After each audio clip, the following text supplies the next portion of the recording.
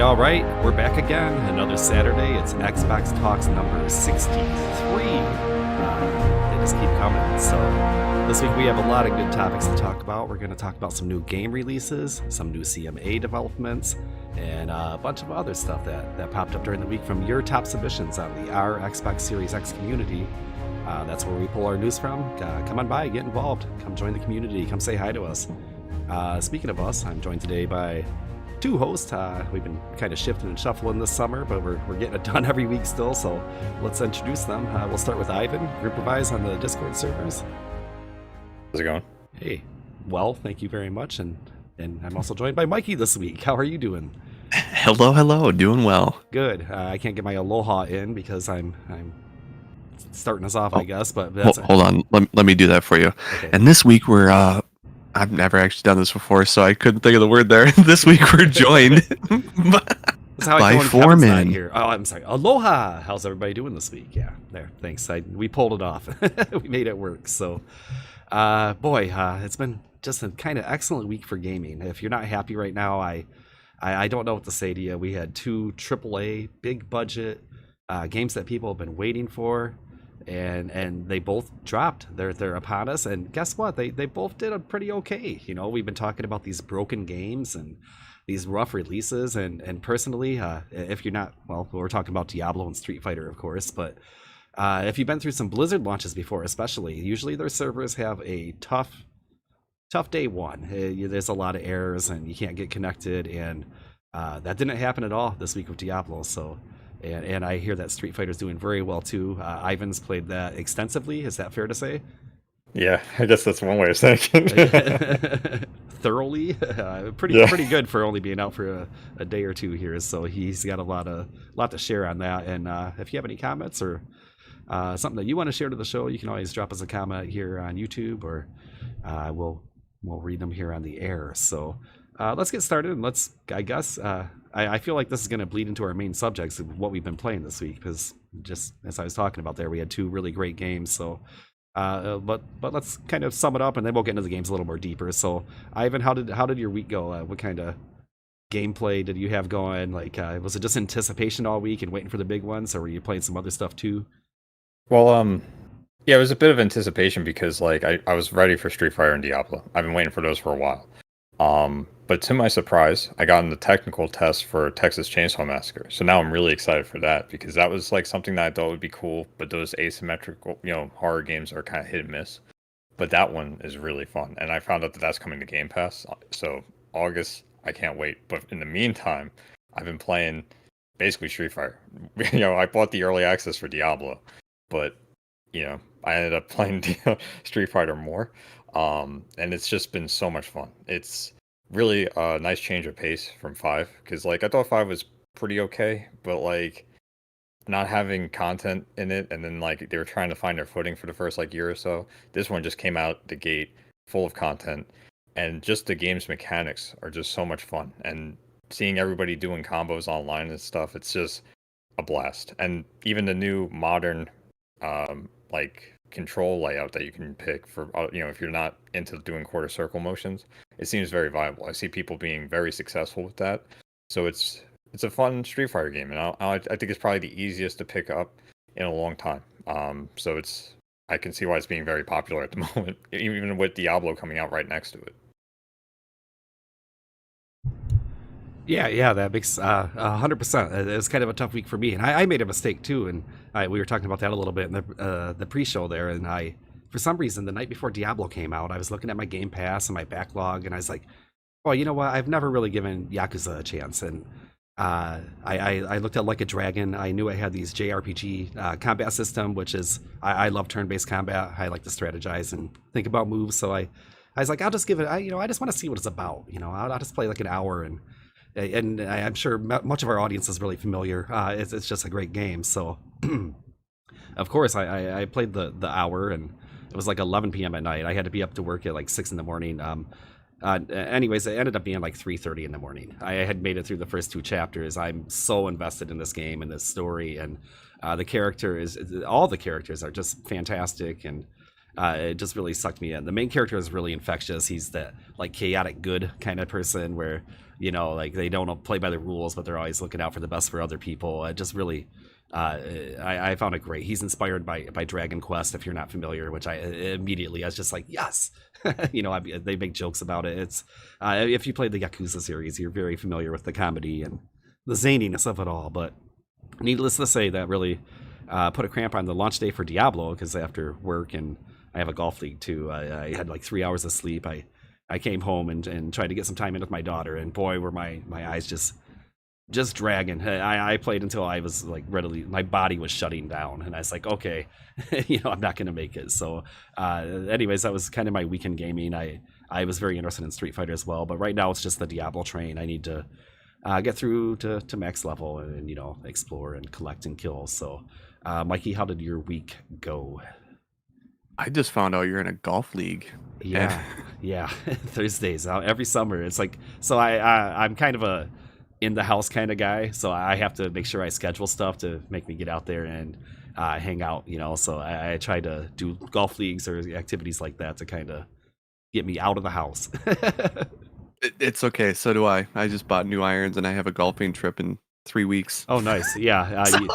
Hey, the Midwest offers some fantastic scenery during the summer, and golf courses are beautiful, and in the fall, like when you get that season change. So it's a great. I like it. I always picked it up because I figured it's the one sport I can play until I'm like probably 70 or 80. You don't have to be good at it. You just have to get out there and drive around the park. That's how I look at it. It's not even about the game. It's just being outdoors and that kind of stuff. So I feel like I should go, and that's our segue into our this week's sponsor, PGA Tour no, 23. I was hoping that. Like, I was thinking that. I was like, the golf game dropped a few weeks ago. Someday. What have I been playing? I actually have to click on my profile to look. I know I was playing Diablo 3. I was trying to get all the achievements. I got my Killed Diablo achievement after doing it for the 4th time on hardcore. I did it with a level 6 barbarian fresh. You can equip basically 2 abilities and just stun them for the win the whole time. If he hits you, though, it's like a third of your health. So yeah, I mean that's like gets rough. a Souls game. Then you just made it a. Yeah. I also played. I played a different game that I got for Christmas. I forgot about this one. I had Need for Speed Unbound. Someone had bought me a physical copy. I plopped that in and started playing it, and I forgot how arcade racers feel, because everyone calls Horizon an arcade racer, and it's like, well, you haven't played Need for Speed. Yeah, that's a whole nother level.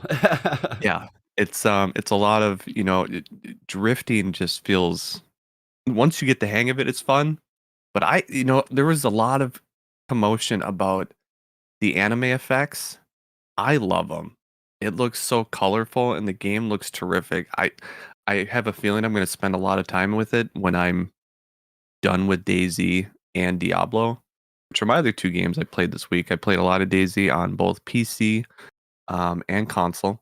And I have 15 hours of Diablo 4 now, which is less than I thought I would, but I'm like number 1 on my friends list right now anyways. So with my wife. I think you got me. Like I said, I was kind of overextended, and today's the first day where I'm really, really going to be able to get into it. I was able to sit down last night, and I have a couple characters going already because you probably are in the same boat. Maybe you have like a co-op character that you want to play the campaign with a family member, and then I have another one that that I'm going to kind of use for my solo play. So I went with. What do I have? The Sorcerer is my first pick. It usually is in Diablo games because I'm just really familiar with the kits, and even though they change a little bit, a lot of the moves are still very similar, and a lot of the gameplay. The Sorcerer plays very close to the Diablo 3 Sorcerer. I really do feel it does after I've had some time with it, and also the what is it? The Assassin. My Warcraft and Diablo. Rogue. Yeah, is it a rogue? Okay, yeah, I believe so. Yep, so there you go. So that one stays the same. So I was calling my sorcerer like a mage, and I just start bopping around. They're like interchangeable to me. So yeah. So anyways, I played out a little bit, and I actually had a really good time with that. I'm playing the ranged kit, so I'm using a bow, and I'm not stabby, So, but it is working well for me in solo play, and that was my main concern with the solo character because I did solo with the barb during beta, and. It was okay. I was doing fine. I was beating everything, but a couple of the boss fights, especially in World Tier 2, became a bit of a struggle for me. So I wanted to play something that might give me a little more survivability and escapability. So as a solo play, it's been a good class for me. I know. What did you say you were playing? Like you said the I'm barbarian a doing little bit. sorcerer and my wife's doing rogue. Okay. But I plan to do a rogue myself for hardcore. And I noticed that you can follow the race going on. I'm not sure if people have made it now because I woke up and haven't checked the news yet. The race for 100 on the hardcore players side. There was like nine of the top players were running rogue. 6 or 5 of them were running sorcerer. 4 were running barb, and then it was druid and necro was last. Which I thought was interesting. But everyone was using rogue for the escapability. Sorcerer, I guess, was being used heavily. Those are the 2 classes that got a quote nerf in a hot fix. It was like bug corrections and stuff. But I want to play rogue, and I also want to try barbarian. I was thinking about that for hardcore, but you can't move as well as a rogue. The rogue just has my wife right now is running so much faster than me, and I know that's also gear dependent and stuff, but she looks so much quicker than I do moving around as a slow sorcerer. It looks more fun almost.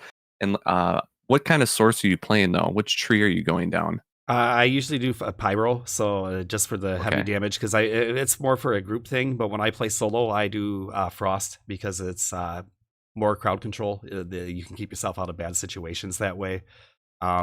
One thing with hardcore runs, and what will get you in a hardcore run, I did in Diablo 3. I think you probably did too. And what will doom it is if you get bodied, you get into a corner and you get caught in an explosion or something, you get like a little sleepy. So if you have a class that doesn't have a teleport like a mage does or any kind of pass through body skill, a rogue has that in this game.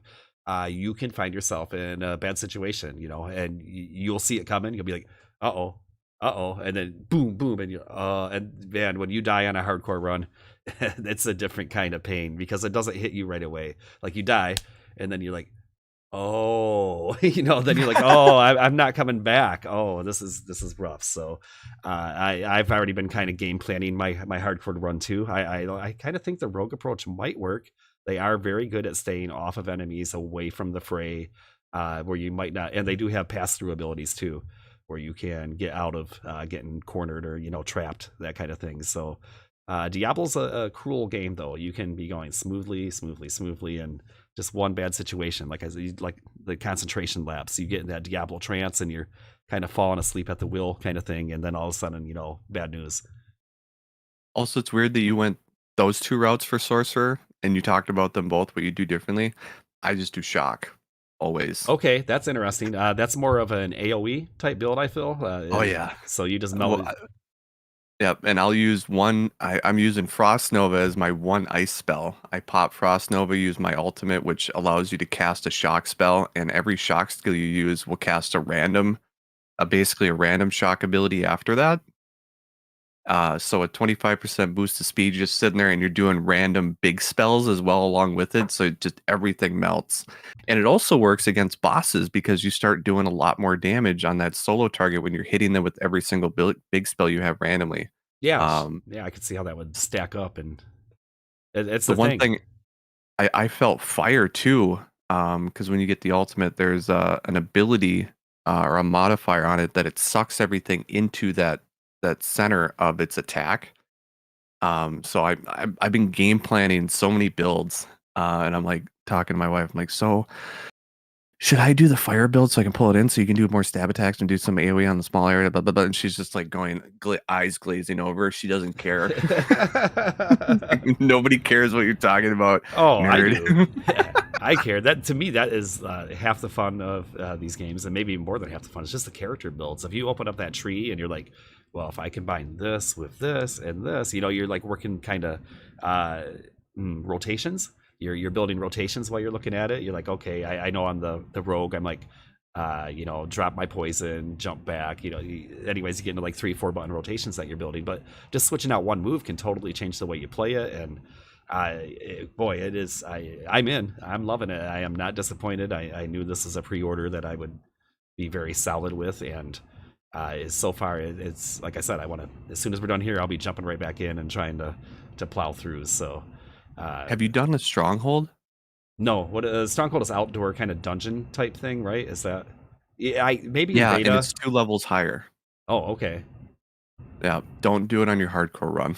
No, that doesn't sound like a good plan. I did climb up to somewhere, and it probably was a stronghold, and it was like level 30 plus, and I was like level 14, and so I just kind of. It's like maybe this isn't for me right now. So, but maybe it wasn't a stronghold. I have so much to learn. You know, as much as we're loving Diablo, I'm gonna segue it. Thank As much as we're loving Diablo, there is a game that has higher scores that's also popular right now that Grim's playing. Yep, and we should. You're going to have to give us the full rundown, Grim, because we've been. It sounds like busy on the other side of the fence, but it's on my wish list. I'm at a point now. It's the same thing with Final Fantasy 16 coming out. I'm probably not going to buy it until I'm assured that I have the time to play it. Because you might get a sale, something like that might pop up in the meantime. So, as much as I would like to dive in right now, I know that I would just play it for like 20 minutes. And be like, okay, back to Diablo for 3 months, kind of thing. So I am really excited to hear your impressions, though, because for those unfamiliar, Ivan has an extensive history in fighting games. We were talking about that a little bit in pre-show. We've talked to him about it on this show before. He's played a lot of them. He understands the mechanics and even playing on the different platforms, which is something that he's going to talk about, I think, a little bit right now with us too. So first of all, let's toss you an easy question. Is Street Fighter 6 good? Yeah, I'll say that. Yeah, for sure. It's sort of an understatement in a lot of ways. I mean, I'm sure it is. it's a great fighting game, and it's a even better Street Fighter game. So, knocked it out of the park in both regards, if you ask me. That's nice. So, first of all, I guess I want to talk about like the single player experience. Is there like a story mode, kind of where how does that work out? A progression kind of thing, or is it just kind of basically you're fighting through all the other characters and fight a couple bosses and you're done? So I didn't play the single player yet. Okay, I no played problem. mostly online, yeah. No problem. But the way the single player works is like you basically make your own character and you learn moves from other, like it's almost like an RPG kind of, where you're walking around different like areas and you're basically picking fights with random people, like an old lady going to Walgreens, and you level up with that, and then Chun-Li or something would see that and be like, oh, I can teach you moves, and then you start learning Chun-Li moves. And you can use that in the battle hub doing avatar battles, and I've been seeing some really wild creations, some like a dragon preferences as well. Okay. In the in the battle hub, so it's been really funny to see. I think it's cool for people who want to play, something more than just your typical story mode. There is that too in arcade, where it's you get your little cutscene of the character and why they're fighting. They have that as well, but like the world tour is pretty fleshed out if you wanted to waste time with that. Basically get a nice single player experience. But the gameplay itself, like outside of that, like if you're talking on the competitive front and just playing with other people, it's a lot of fun. They made the combos pretty easy to execute. I wouldn't say they're like super easy to execute, but much easier than Street Fighter 4 if you ended up skipping on Street Fighter 5. So I think everyone can pick it up and play. And I also like how offensive it is, like offensive like focus basically, where your meter refreshes every round, so you don't have to worry about like saving it for the most part. The one that does your like supers and your critical arts, that one will max out, and if you waste it, that doesn't refresh. But as far as the one that like does like EX moves and any sort of like focus attacks type things, what I think they call it like direct impact now or something like that, those you can just keep getting a new one at the next round. So if you want to do like a really nice combo towards the end and it's going to wipe out that bar, don't worry about it. Next round it's full. So there's just so many people going EX and doing all these big moves, mostly just saving their like critical art for the next round. But it's really like bombastic based on like what I'm used to with Street Fighter, where it's like you also had to worry about preserving those things. And there's some characters where like Manon, I don't know how to pronounce her name, she's like the French supermodel judo player. She gets these medals for throwing people, and those carry over to other rounds. But the character I use, Jury, I don't get to keep my tokens till the next round. I have to keep leveling them up every round. It's really weird, but it's fun. Wild. Yeah, it sounds like there's a lot of strategizing going on then, just in like all over the game. So, so you've been playing mostly multiplayer, but you also said that you were able to play it on on different formats, and where you've played it, is it?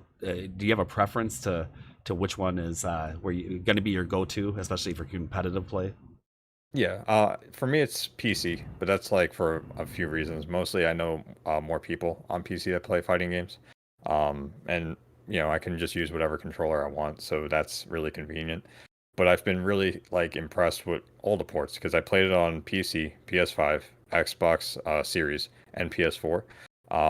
They all work fine, no issues. Surprisingly, like the cross-platform is really even. The only thing is if you play with someone that's on like last gen system, longer load times.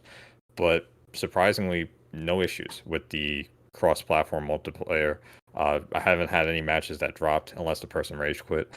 But I never disconnected, and it worked across all the modes. It worked in the battle hub very well. It worked in the fighting grounds, which is your typical like just queue up for casual or ranked. And yeah, I would say even when I matched with Wi-Fi players, because it would tell you that they have like a Wi-Fi symbol. Surprisingly, that was pretty good as well. I mean, there's still bad matches every once in a while, but going to someone who's a Wi-Fi player isn't as noticeable as it was in other fighting games. So Wait, whatever they they're doing shamed is they really good. shamed the Wi-Fi players. You get a Yeah, badge. You're like, yeah, that was no. well, like in other fighting games, like Tekken, infamously, when you had like a Wi-Fi connection, or even in Street Fighter 5, it would just be a terrible match because once the frames would be out of sync, it would just be over, and then it would never catch back up. But this game, I haven't noticed that, and I've also noticed that people get different like different stages. So sometimes if you want to just have training stage, maybe your computer or whatever is not able to see the things in the background and like keep it a solid 60 frames, you could always play on training stage while the other person's on whatever stage they want to be. And I thought that was interesting. So all the stages have a pretty even distance to the corner. So it's just a visual thing. There's no like, oh, well, this one's like a little shorter, stage advantage. I'm used to Tekken where, walls and things were like different depending on the stage. Yeah, yeah. No, that's interesting. Wow. So obviously you'd give it a recommend. Yeah, Mikey. I can help with something, although I can't help with most of what you said. The pronunciation is Manon. Oh, okay, cool. I googled it for you. Nice. Yeah, 'cause I wasn't sure. I was like, how do I say that? I'm like, whatever. She's really cool though, because like she'll make you do ballet and then just hip toss you, and it's so funny. Yeah. If I could Right. pull that up, I would. That's amazing. It sounds like a really solid outing by them. It is nice that they did come back to Xbox this generation. Happy to see it over here, so everybody can enjoy it. Obviously, there's crossplay and all that stuff, and so you can play with your friends elsewhere, even if they're on Wi-Fi. Ew, just kidding. I can't get Also, my consoles down here hardwired, and it's like one of my pet peeves. I've been looking, like, I need a 50-foot Ethernet cable, run it through the floor. Oh, yeah. to add one more bit, so like I've completed Mortal Kombat and stuff, but still half the things you said, I'm like, wow, I don't. It's two different games. Yeah, no, Mortal Kombat, like its meter can help in different ways, like doing X-rays or breaking a combo, kind of like Killer Instinct. But Street Fighter has always been very focused on like EXing, like doing like super moves to extend them. What Um, is an EX? EX is when you see, like, if you do a super move, like let's say the Hadouken or a Shoryuken, if you see him flash yellow and it like gets better properties to where it does more damage, that's EXing it. So you would do that by pressing both two punch buttons, basically, whether it's medium and light, medium and heavy, and that's how you would get that. And sometimes it can help with like getting additional combos, but for the most part, it's just more damage. And on this game, because your meter is separate, where you don't have to worry about like doing a bunch of EX moves and now you can't do like a critical art or like a super move finish type of thing. People are just firing them off to have like a nice combo, and then it kind of refreshes, during the round. Like you don't have to attack much for it; refreshes by itself. But if Okay. you're too like if you're getting punished too much, it will deplete kind of like the stun gauge back in like Street Fighter 2 and things like that. Amazing. Yeah. It's I just love how intricate it is. Just as a fan of games, and I've never been a huge fighting game. I mean, back in the arcade days, of course, I'd be shucking my quarters in there and standing in line to play again. And what a magical experience that was. That's why if you could have like a whole group of people over, I was trying to explain this one to my kids too. Like if you had a room of people and winner stays, like that makes the game a completely different experience, because somebody runs it for a while and they're beating everyone down. Like there would always be those people at the arcades. They would sit there and play for free all day, and everybody would get mad at them. Well, you want to beat him? I'm like, that guy's getting to play for free. I can kick his ass. But no, you'd put your quarters in and take your lumps, and I do love that kind of quick competitive experience. I don't think it's matched anywhere else really, except for these fighting games, and unless you want to talk about maybe like Clash style phone games and that kind of thing, but where it's just that your match is done in 5 minutes sometimes, or even less, and then you're on to the next one. So that's a fun experience. That's what I like about Street Fighter 6. Like, what you mentioned, where like you have an arcade, people put it in quarters. I kind of see arcades sort of dying out now. But in Street Fighter 6, that battle hub, it's just a bunch of arcade cabinets. They even have classic Capcom games in the corner that you can play.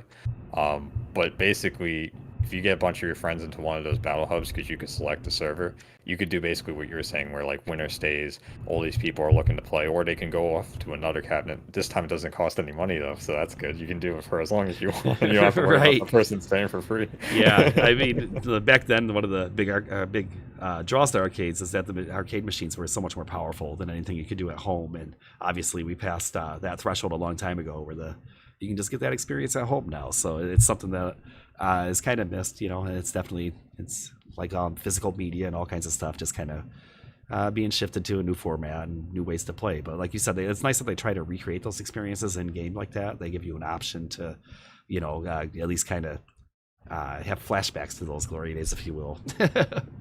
Yeah.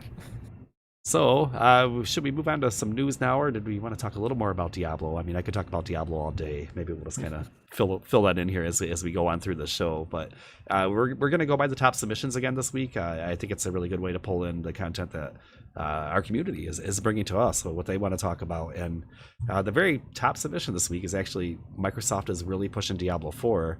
And this is in reference to, we're going to get into this. I don't understand why this tracked as hard as it did, but anyways, what they've done is if you go to the store page, it says top new games, games coming soon, top free games. They're all Lilith. It's her with her wings spread out, and people are like, boy, Microsoft and Blizzard, they must be getting real buddy for them to pull that off. But that's not really the case here. So I don't understand again why this tracked so high.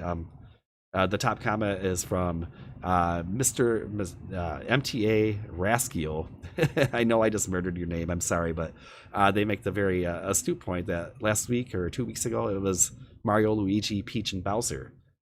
So this isn't like the buddy thing. People pay for this kind of promotion. It's not like Microsoft's like, hey, look at this game, the shiny new toy we might have. So again, I don't really get why this tracked. I do understand the hype for Diablo, but I think some people were confused or maybe like reaching for a straw here, where they're like, it shows you that they're really buddy. I think that's what people were trying to take away from this, and I'm not sure that was what you should have been taken away. ABK paid a lot of money for that. Yeah, I think also I think that coupling with the console that they had, where it was like bundled with Diablo 4, I think that might have not helped things when people are like making these like suspicious accusations. But yeah, I mean, you have a game, you want to market it. Microsoft loves marketing. I mean, that's why every dashboard still has like 3 ads on it. So Yeah. there it is. and I have to break it to our audience now. Those ads on the dashboard, those are paid too. It's not because Microsoft likes those companies. So I'm sorry to burst any bubbles out there. And we're gonna jump out of that one straight in to the second top submission of the week, and it's ABK news. I'm just gonna look at Mikey. I mean, do you just want to grab the wheel, man, and take us for a ride? I'll do the headline for us. It's Microsoft is looking for ways to close the ABK acquisition without the United Kingdom. So there's a lot of confusion to what this means. So maybe I know that we've talked about this before, but maybe you can kind of bring us some clarity on what this does and does not mean, what Microsoft would be considering here. Well, I will just say the fact that this report's coming out. I've seen, I watched a lot of Mr. Matty Plays, and he talked about it on his. Man, he's got so many channels. I forgot which one. He talked about it on one of his channels that this is a possibility, and they got laughed at. And we've talked about it here before. I've brought it up as a possibility because other outlets also have, and everyone's just kind of like, well, that's not how business works. Microsoft would not. Well, yeah, they will. When it comes to a $70 billion transaction, that if they can get it, because it's approved in the EU, it's approved everywhere else except in the UK, in the United States, and in the United States, it's looking like it will get through. Even if the FTC goes to pursue them in federal court, it will pass. Microsoft truly believes in that. So as of this moment, we also joked about closing over, but they'll potentially close over both the FTC and the UK. And what will happen in the UK is much like the deal that Blizzard had in China with NetEase. Uh, they pu- they publish through another company. Another company runs it. They don't get these same deals, and if they do, it's intricate work to get it done. Not sure it will be done. You'll just have to buy your games separately. All Activision games will be for different purchases. Who's to say what cloud services will be provided or Game Pass stuff? Um, it'll be a whole different world in the UK. I know right now, uh, I think it's Brad Smith is meeting with the Chancellor next week. And he's also meeting with the CMA as well. And I gotta believe it's to tell them, hey, what do we have to do to basically not work here anymore then? And it's not a threat. Everyone's like, oh, they're gonna threaten to do this. It's like, well, no, it's just that's if they could make a whole pile more money, think of you as a business. This isn't a good guy, bad guy thing. If you can make a whole lot of money by just excluding one or one country, you're gonna do it. You're gonna exclude that one country that's disagreeing with you and make a whole pile of money elsewhere. So you gotta believe that what Microsoft is doing is in their own best interest. Microsoft customers, sure, we're cheering it on because we want those games in Game Pass, and other people are denying it or cheering against it because it's a concentrating of the games market, what have you. But Microsoft is doing this in their best interest, and I gotta believe that they'll do it if it's going to make them a pile more money. Uh, that's what businesses do, and I think one of the Yep. points of confusion where people are like, the people were considering that Microsoft would pull out of the UK completely, like everything, like they No. can't do business here anymore because they've been blocked, and that's not how it works, and that's not what their say extreme solution is here. Where what they're talking about is just like Nike or like Mikey just kind of highlighted for us. That I think the Blizzard situation in China was a really good comparison. Where what they do is they take these Blizzard or these Activision assets and they put them in a shell company kind of thing there, and they don't publish them on the cloud or whatever the objection is from the CMA, and they they're looking for loopholes basically in case they can't get the outcome they want here, which is still very much the preferred way to do it. They don't want to take games away from their audience and or anything like that, and it's just kind of we're still in the wait and see mode, but things did kind of tip a little bit more towards the ways for this to happen. A few weeks ago it was very much like this deal is dead, and a lot of people were saying that anyways. But you can see again that the tide is kind of turning. People are becoming a little more positive about it, even if it comes to an extreme situation like this. So a programming note, I know my camera's borked. I'm going to work on that while we discuss some other subjects here, but I am still here with us. So right now, how are you feeling? Do you think it improved the chances of this becoming a reality, right? Like with the developments this week? Yeah, I mean, in our Discord, I think I told everyone, I'm like, if this doesn't get through the EU, deal's done. Until then, there's still many ways they go through with this, and as soon as the EU passed it, it's like, well, this is happening for us in the United States. Sorry, Moko. I'm so sorry, Anthony, if you ever listen to this back, man, because that's not what you like to hear. No. If for those unfamiliar, Anthony's our UK correspondent. We call him. He's over there on that side of the pond. So obviously, having him with us weekly, we get to feel that impact of that potential solution, and that's going to be a really bad look. It's going to make a lot of people upset and angry, and it's kind of a case of be careful what you wish for, maybe for some people as well. Like this could have detrimental effects to players outside of the Xbox ecosystem. In the United Kingdom, which is would be a really unfortunate situation. So I hope that maybe cooler heads prevail and they are able to continue whittling away at this and finding a workable solution for the one holdout. I mean, I guess the U.S. is a holdout too, and there's Canada, who hasn't officially ruled yet, but it really seems to be this is the thorn in the ABK merger's side right now, is the CMA ruling. So I will say yeah, the other parts to tie these all together so we can get them all the way. I'm not sure if it's an upcoming story. Oh, yes, it is. yeah, so yeah. Bring The him on CMA in.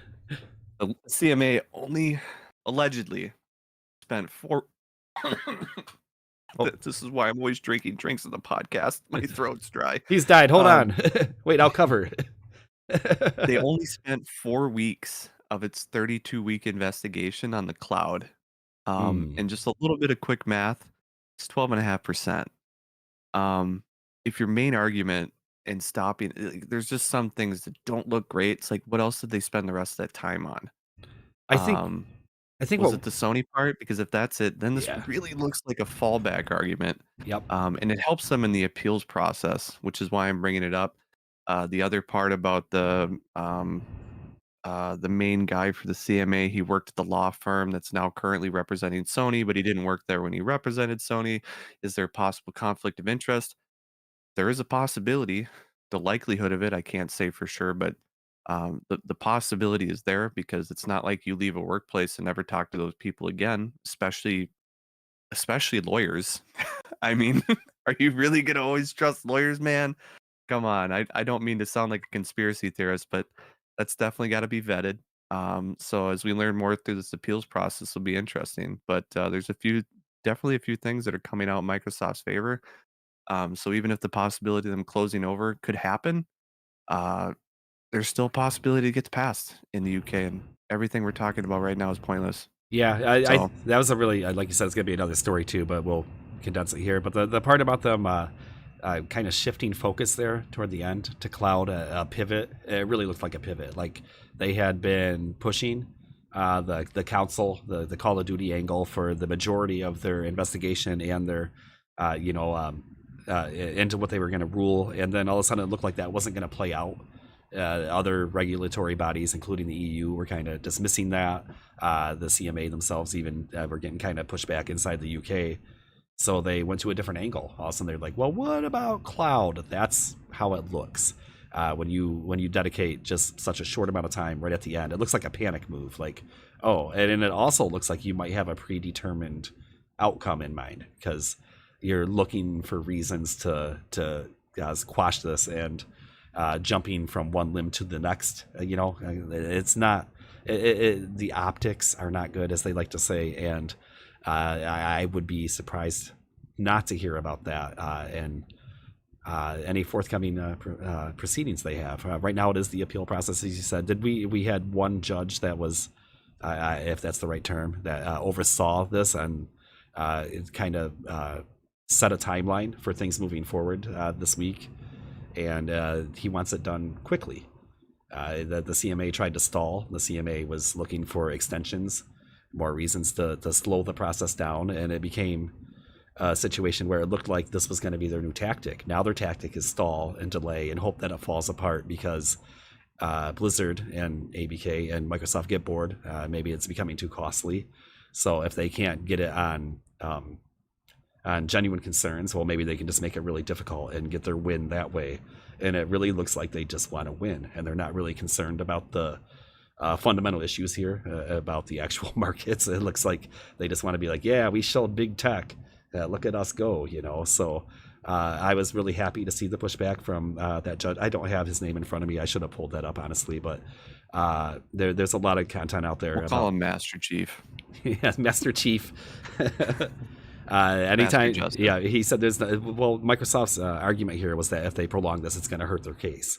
It's going to hurt the cause. It's going to hurt everybody involved, including ABK, Microsoft, and gamers who need an outcome. The rest of the market needs an outcome to this. So this should be done promptly. It's already been delayed enough. So I believe they set the deadline toward the end of next month for when they are going to rule on this appeal. And I think July 27th, I can pull that date up. I think it's the July 20 something. So as we go on to other subjects, I'll come back with some hard details on that one. So wow.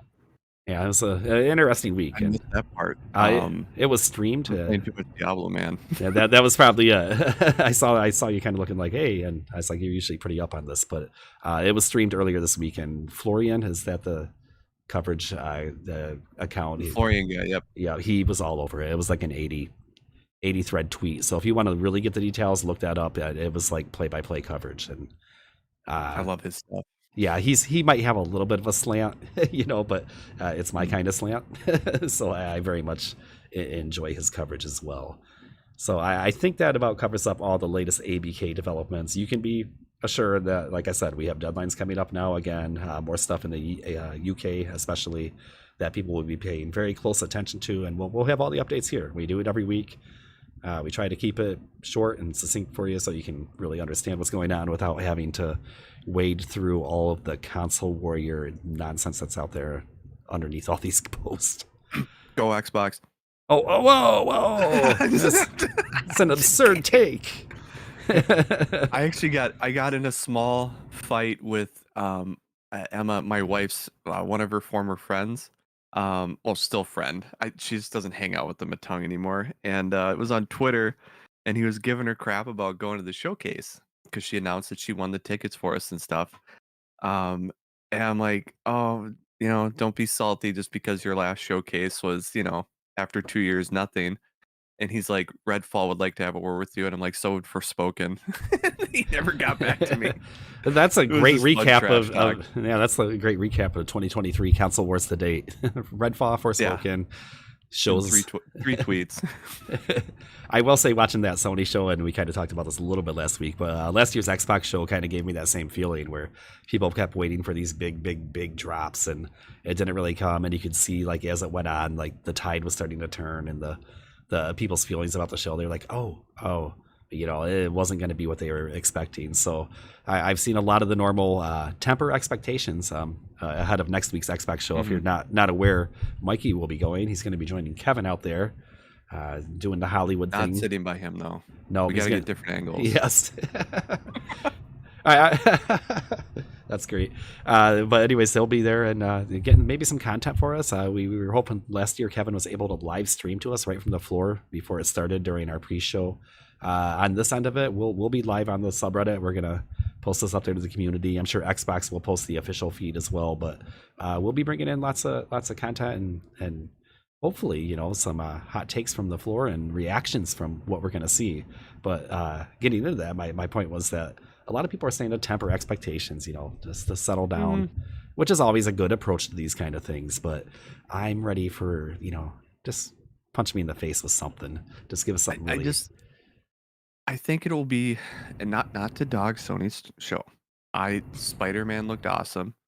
The one thing you get with these third-party shows, though, with Xbox is generally some of them are coming to Game Pass, and you didn't hear any of that at the Sony showcase. So when you see third-party stuff, you're like, oh, is that coming to Game Pass? And you get some surprises in there.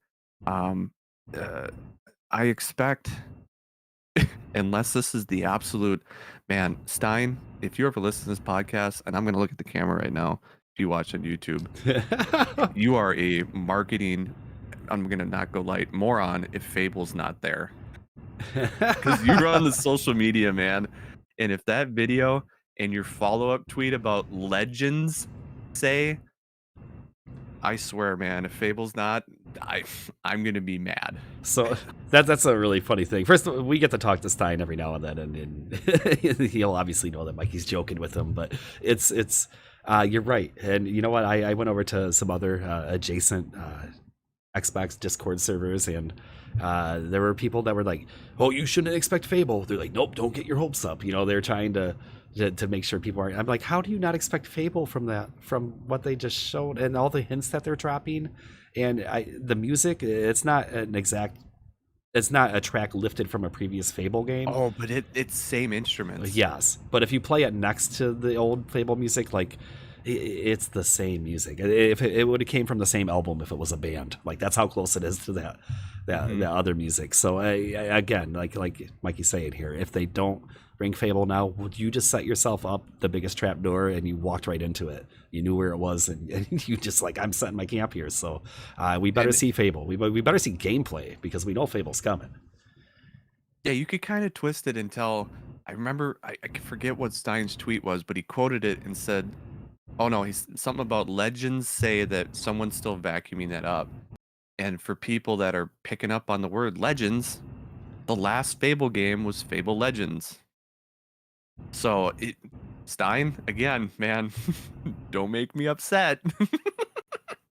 Get you. Oh, it I'll won't do find it. you at FanFest and I'll flick you in the ear or something. I'll do something. It was a reference to Minecraft Legends, actually. It's a Minecraft game. Oh man. Yep, they were just trying to It's pump just that up.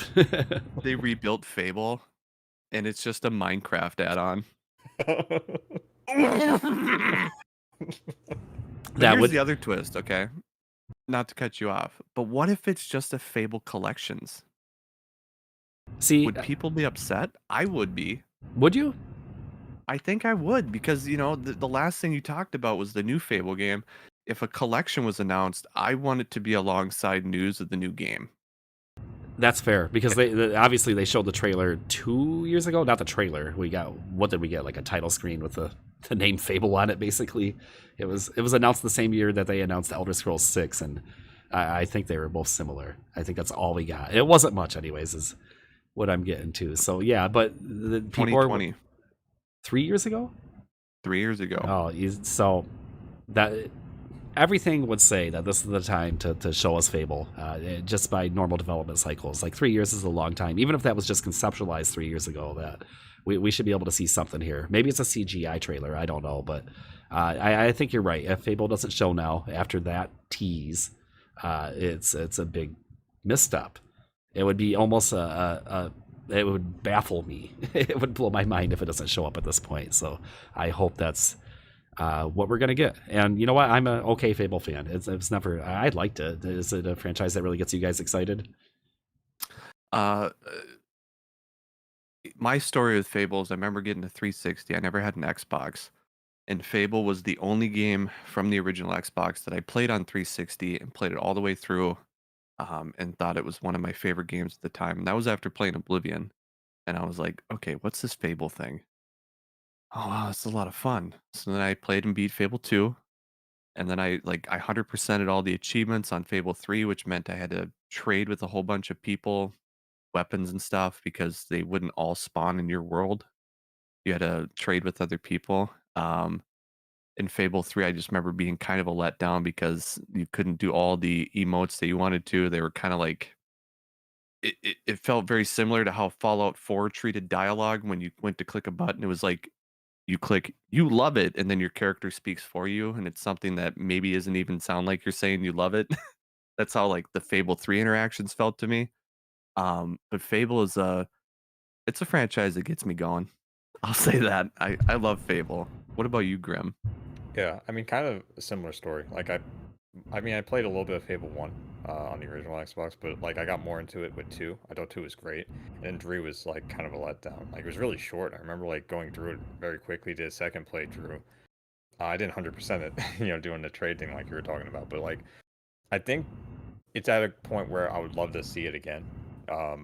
Not a remastered collection. I mean, that would be cool too. But like, I want to see the new Fable. I want to see modernized and like where it can go from where it left off. Because I think 2 is a great point, and I would like to see, maybe return to form of it. Like you said, better interactions where it doesn't feel so flat. Because yeah, Fallout 4 was also like that with me, where it's like I love Fallout 4 for the branching paths and things, and when you make it feel like kind of like a theme park, like you're just going through it, it's not very fun. It's like supposed to be like a role playing game.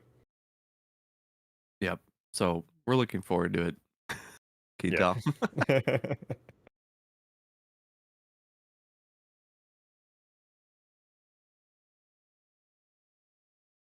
There we go. My mic wasn't on the feed, but anyways, I was just saying that Ayla had asked the same question about a remastered collection, and like I said, I wouldn't be disappointed with that. But then when Mikey framed it about, we've been teased 3 years ago that this game is coming, and there are certain expectations, and then you tweet and you put that kind of stuff out there, you really do have to follow up on that. You can't tease something and then not deliver.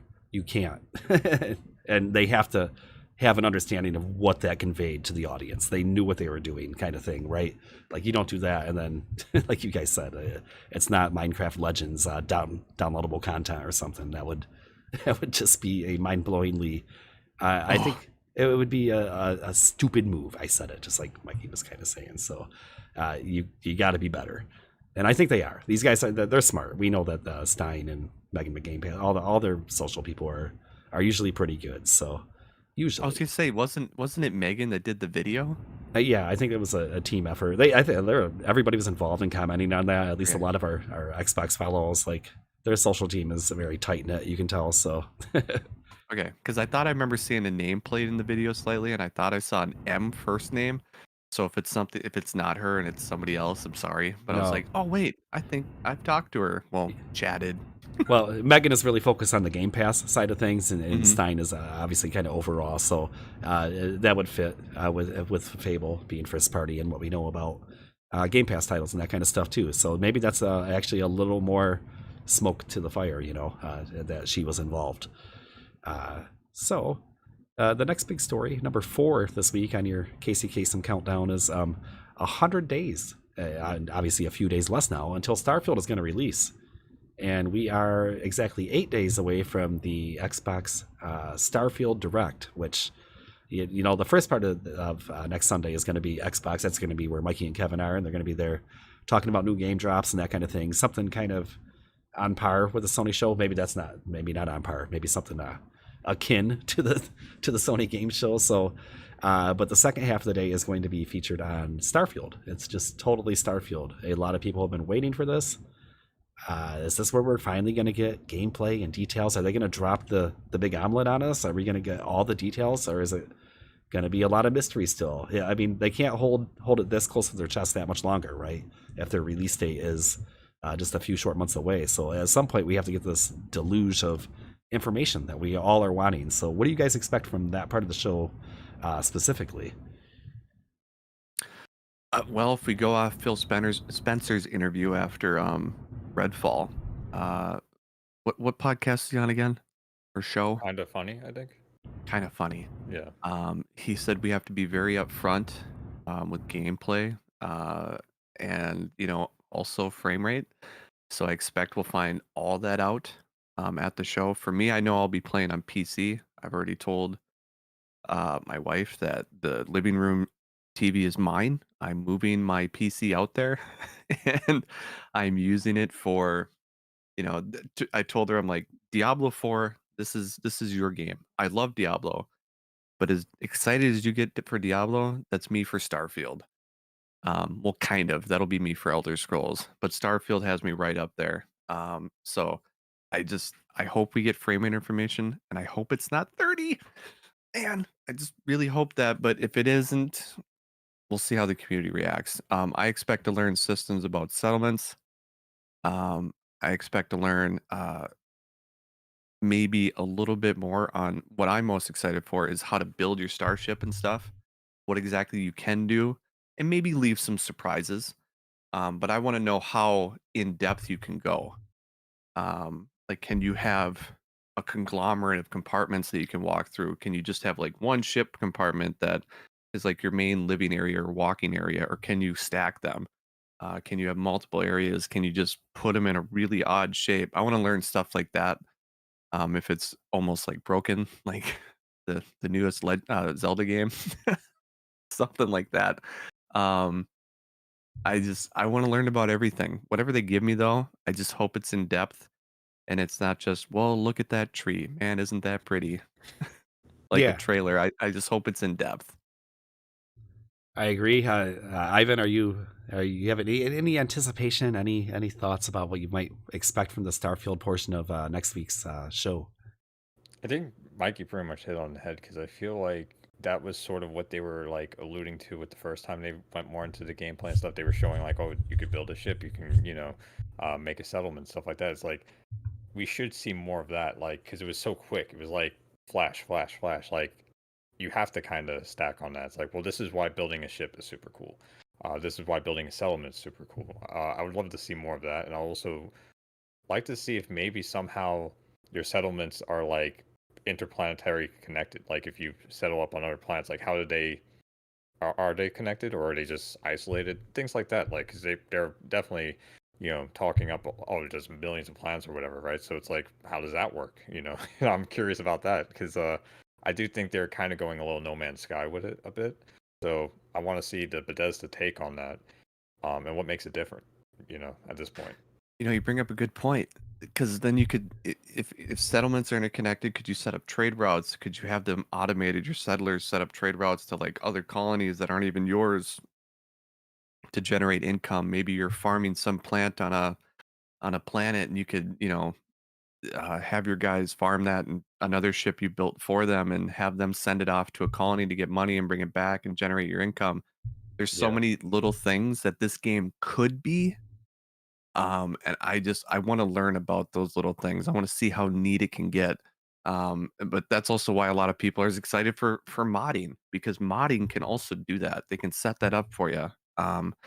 It's not as good as an official part of the game, though. I would love to see some of those systems there. I just give me some more. Give me some juice. Show me something. Show me some of the perks too. Show me that they're more than just damage modifying perks. Something crazy. Like I really want a character that can be like addicted to drugs and get a lot of benefits and negatives from it. And you could build a perk system based off the drug system. Not to promote drugs, but just have those goofy character moments. That to me would be fun. Something a little a la like what Obsidian did with New Vegas. New Vegas, a lot of people, what they love about that game is the perks in that were they were different than these base perks that you see otherwise in Fallout 4. They weren't just damage modifying perks or damage reducing or getting more inventory slots or what have you, carrying more ammo. It was weird, interesting ones that allowed for sometimes some broken stuff to be made, and also some pointless things, but they were funny or they were, something was cool about them, and I would just like to see more of that. Yeah. Sorry, kind of ranting. No, you're not. You're not. You're not ranting.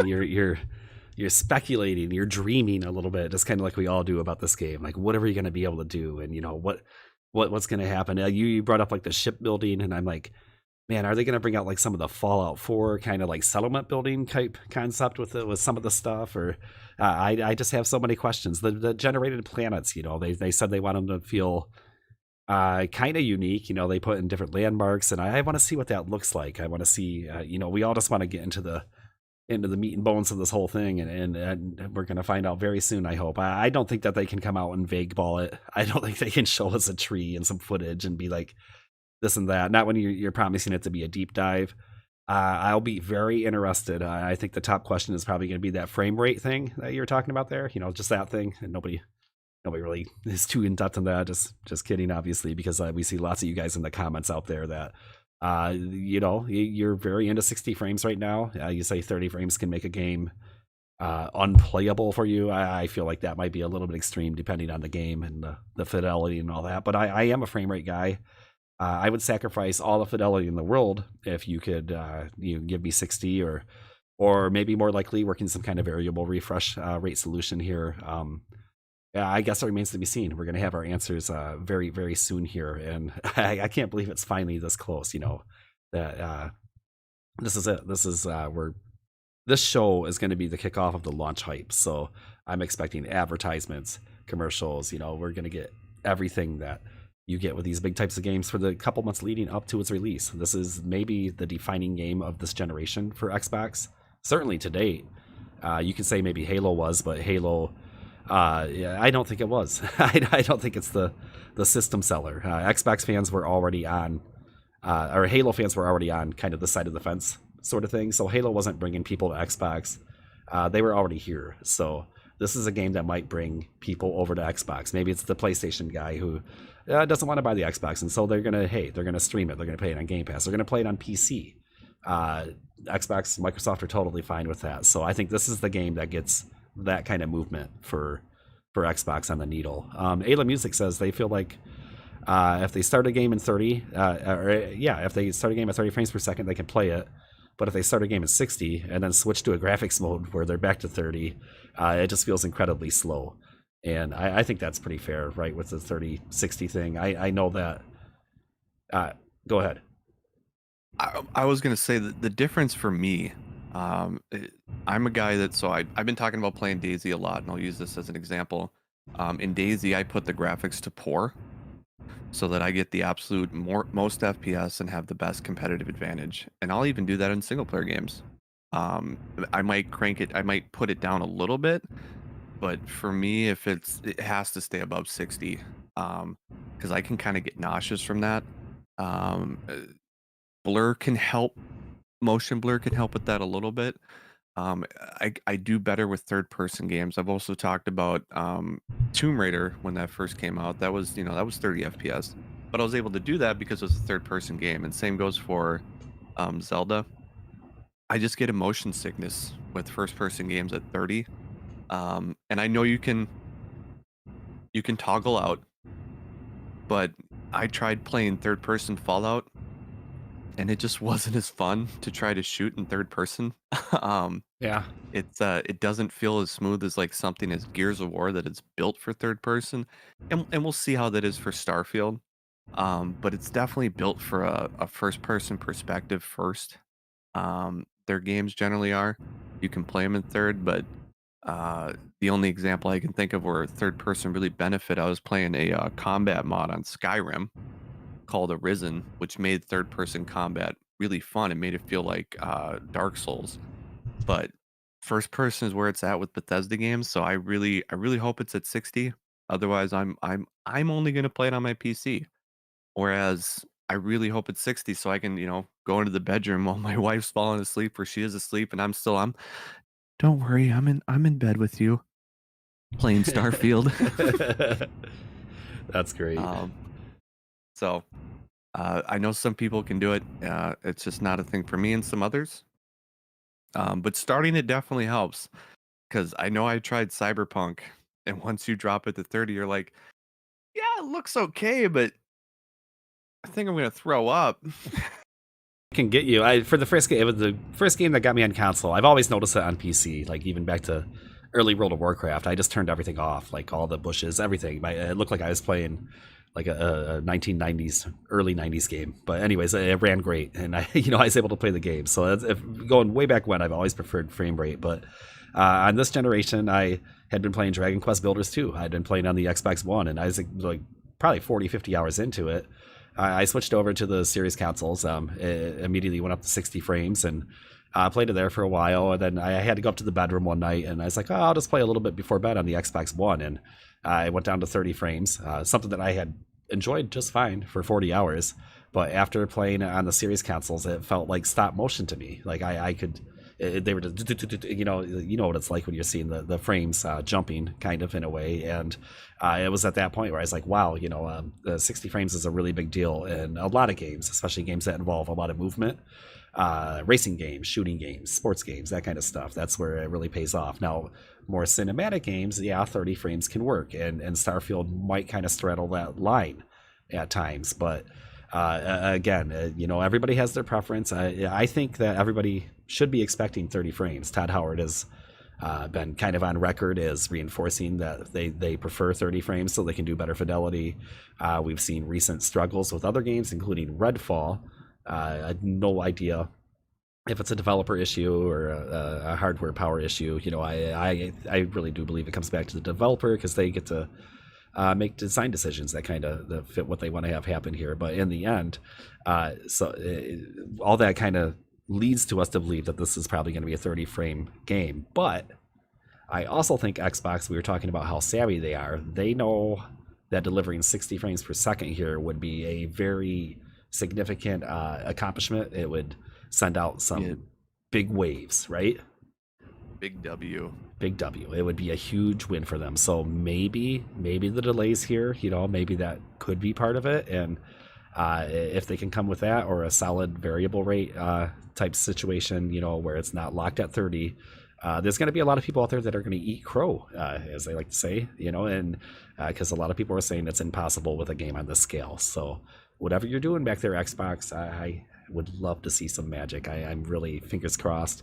Hopes lie, or expectations are low, but my hopes are high.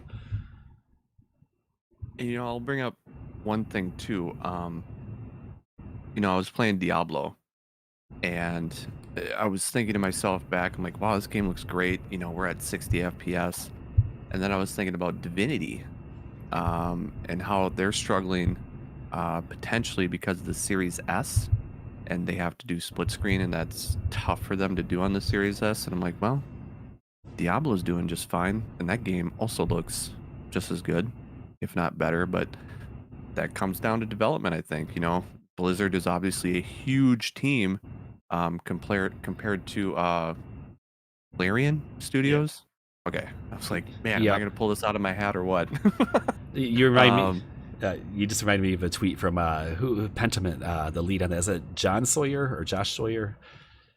I got you right in the middle. Josh. You got me right in the middle of a drink. But people were Drinking my tweeting. I know people were tweeting about this work at home situation. Obviously, a well-worn debate.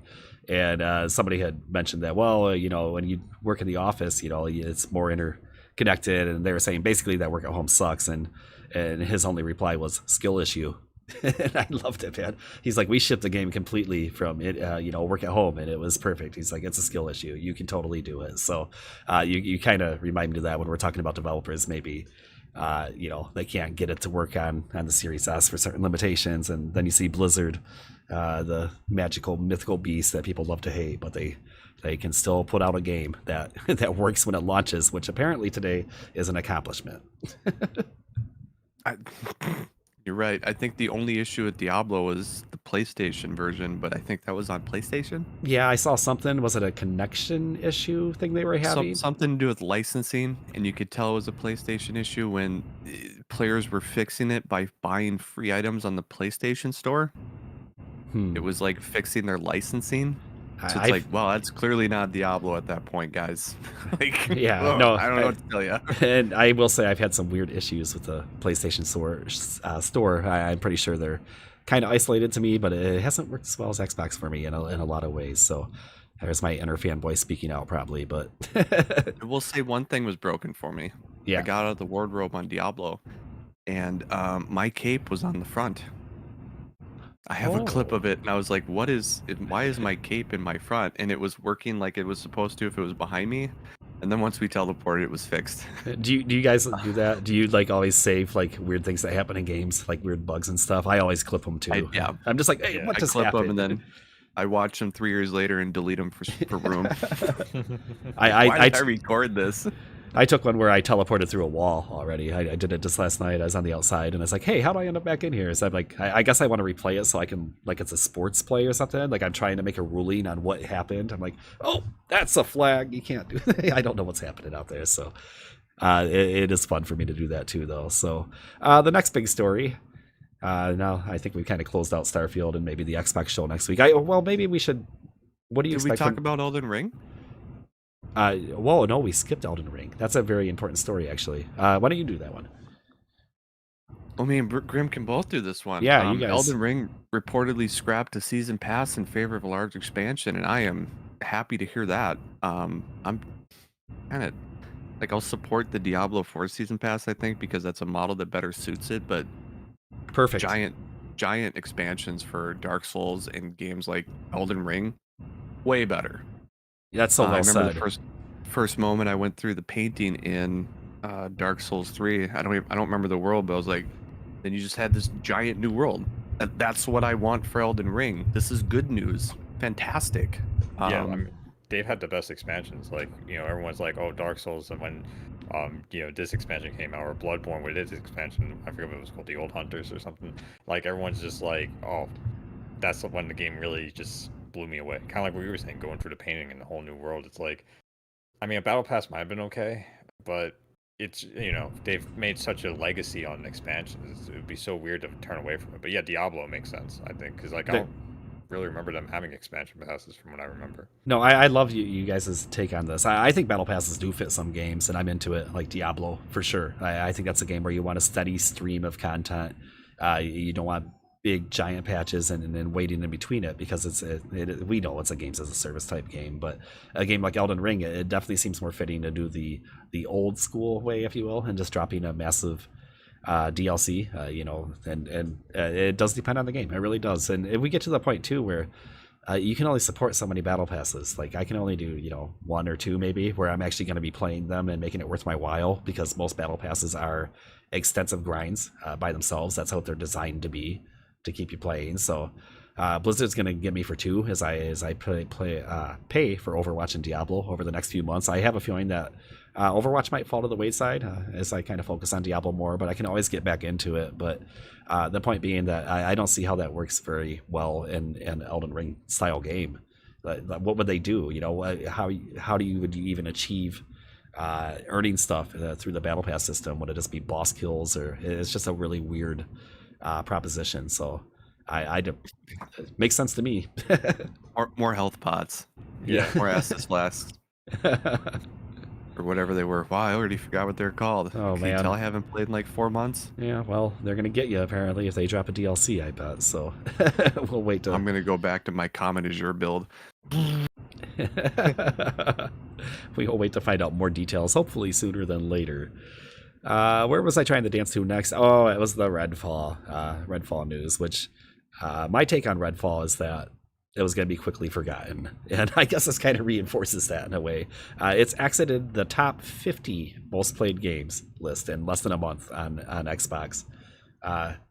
There are 50 more games that people are playing more than Redfall, which came out just a few short weeks ago. So the reception's been bad, and apparently even the people that dabbled, that tried it out, they didn't stick with it. It just seemed to be something that would be better forgotten, and maybe something that would have been better to not have happened at all. And we did get a little news on that too, right? This is kind of a side story that Bloomberg did a deep dive on the development process of what went wrong with Redfall, and they were saying that there were people inside the house that were hoping that Xbox would cancel it once they were picked up. Like they didn't have high hopes for it, and just the direction changed. Just the game was doomed all around. Let's just put it that way. Cursed. Yeah, that ZeniMax forced them to do a multiplayer microtransaction based game, live service game, and then they finally got it down to a multiplayer game, or removed the microtransactions. But it's like so many other things are broken. But to hope for the game to be canceled was weird. Yeah, I mean, how bad is it, right? Yeah. Like, if this is so bad that we really want you to tell us to stop. Save us from ourselves. Now. Like, that's why I laughed. I was like, really? They wanted it to be canceled themselves? Like, man. Like, I think at that point you just have to, like, because I remember Phil Spencer was like, you know, even the players, they don't see the creative direction of the game. Like, you know, that's why it's scoring so bad, because outside of like bugs, like no one knows what the creative direction is. And it's like, maybe you should have seen if they wanted to make it, because like now that came out, it's like that's why there's no creative direction, you know. I think this does speak to Microsoft is probably going to go a little bit more hands-on, because according to the story, they really had nothing to do with it, which is unfortunate, because this is their brand. They own it. As much as they're not associated, you know, they bought ZeniMax, but they're hands off. You can't be. This is your brand. This is your baby. You can't just be releasing some first-party games that you're like, well, hope that one works out. Good luck, but don't cancel it. No, it's a really weird situation. And normally I would kind of dismiss this as like scuttlebutt kind of thing when you hear these kinds of things coming out of studios and kind of, you know, the rumor mill kind of thing on the internet. But this is very well sourced. It's a very thorough piece, so you can look that up. It might be paywalled, but there's plenty of reactions and coverage of the story itself out there. So definitely something to dig into if you're interested about what went wrong with Redfall. It'll make a great documentary at some point. It really will. Oh, sorry. You know how I feel about Redfall. No, before that's the show, and you said it exited the top 50. I'm like, and that's a huge. That's good news for gamers. Yeah, you know, and again, we are kind of fanboys up here. We do straight to the Xbox size, but it's easy to call a miss when it's a miss, and that was a total miss. It did more damage than good, absolutely. And like I said, I'm in the camp where they should have canceled it. I know it would have sucked. It probably would have been a kind of bad look, but it would have done less damage than releasing it in the state that they did, because now it will be console warrior fuel for years to come. That's the only place you're going to hear about that game, is on Twitter battles and you know, Reddit discourse. So number 11 this week. Go ahead. I was gonna say the only game that should have exited the top 50 sooner as a new game is Gollum. You know who likes that Didn't even game make it is to top 50. Redfall. Yeah, it's true. Wasn't even in the top 50. I don't. I'm sure it is. Lord of the Rings is a powerful license, but the Redfall team is a huge thanks to Gollum for coming out this year and taking away their their worst of the year so far title, I guess, as the consensus. So that was kind of funny. Let's look at the Diablo 4. They're really confident about their servers at launch.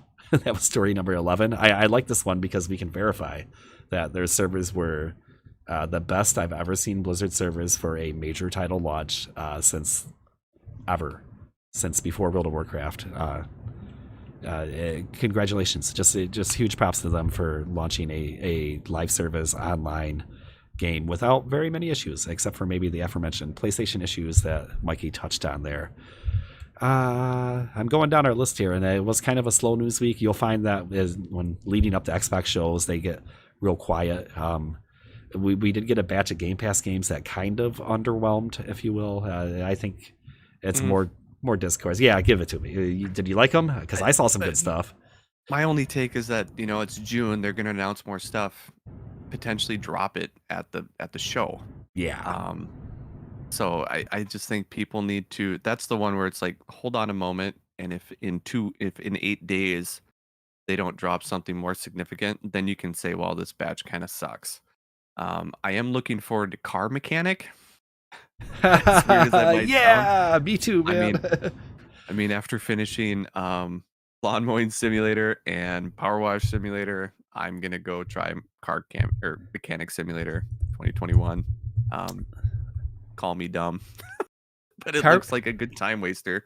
Not only a time waster, at least somewhat educational, from what I've got. If you like to tear into cars, or maybe you just want to understand how your vehicle works better. Maybe you're not like a car person, you can pop the wheel off, you get a look at the brakes, and you can take a look at everything that going on inside these vehicles, and they have you do real fixes with real tools. And no, am I saying like if you have to do this in real life, can you learn it completely from the video game? No, but at least you're going to have an idea of what's going on, and they do it in kind of a fun way, going by reviews. So I was also very excited about that, maybe more than the other simulator games, because I feel like this one is based, like I said, it's a little more of an educational value than maybe even what we've seen from maybe Lawn Mowing Simulator or Power Wash or man, there's a lot of simulator games, aren't there? You can do pretty much anything in real life in video game. Did you say Goat Simulator? Yeah, that one's very educational. It is. Say, you mean you don't play House Flipper and you don't paint entire walls in 30 seconds? What? Yeah, no, That's I actually realistic. I did, but no, you're right. Yes, I wish I could do that. If I had that power, I would probably be a painter because you'd be making a lot of money. Just pick up all trash with a broom. Wow, this is great. Click button. Yes.